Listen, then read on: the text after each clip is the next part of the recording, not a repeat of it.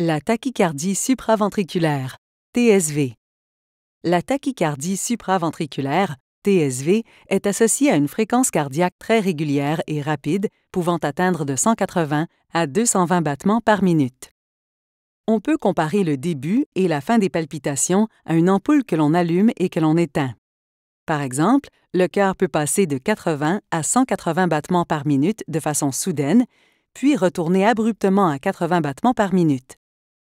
La TSV peut durer de quelques minutes à plusieurs heures. Elle donne la sensation d'avoir le cœur qui palpite et qui veut sortir de la poitrine. Elle n'est pas mortelle ni dangereuse, mais elle dérange. Elle peut se déclencher à tout moment, et ce, sans facteur précipitant ou prédisposant. La fréquence des épisodes varie d'un individu à l'autre et peut aussi varier dans le temps chez une même personne. 3 types de mécanismes sont responsables de l'arythmie. 1. Un court-circuit dans le douanier électrique, réentrée nodale, qui est le mécanisme le plus fréquent. 2. La présence d'un fil électrique supplémentaire dans le cœur, faisceau électrique accessoire, dès la naissance. 3. Un court-circuit dans l'oreillette, tachycardie auriculaire paroxystique. La réentrée nodale est causée par la présence d'un douanier électrique, un nœud AV, composé de 2 entrées électriques. Ce phénomène est présent chez 30 % de la population. Lorsque l'influx électrique passe par ces 2 entrées en même temps, le signal électrique se rend au ventricule de façon simultanée, sans occasionner de court-circuit.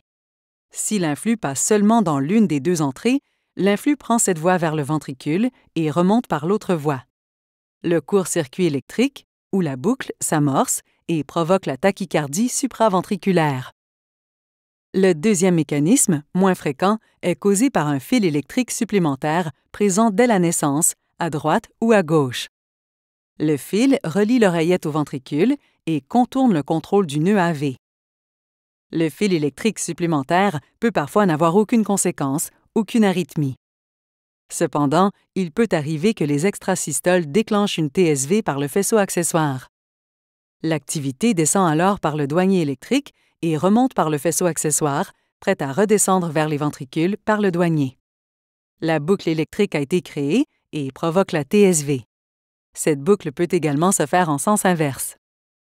Le traitement d'une TSV peut varier. Il dépend de la fréquence des épisodes, de leur durée, des symptômes ressentis et des conséquences sur la qualité de vie. Pour les épisodes occasionnels, on peut suggérer des médicaments à prendre au besoin. Les cas d'épisodes plus fréquents peuvent être traités à l'aide de médicaments devant être administrés tous les jours. Chez les patients les plus incommodés, une thérapie par ablation peut être recommandée.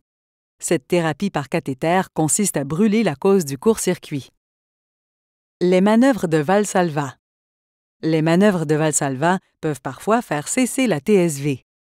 L'une de ces manœuvres consiste à forcer au niveau du ventre, comme lors d'une évacuation difficile des selles.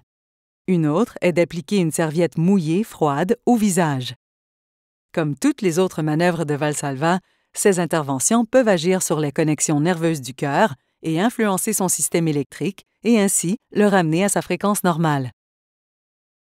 Allez sur icardio.ca pour découvrir une multitude d'informations au sujet de la santé cardiaque.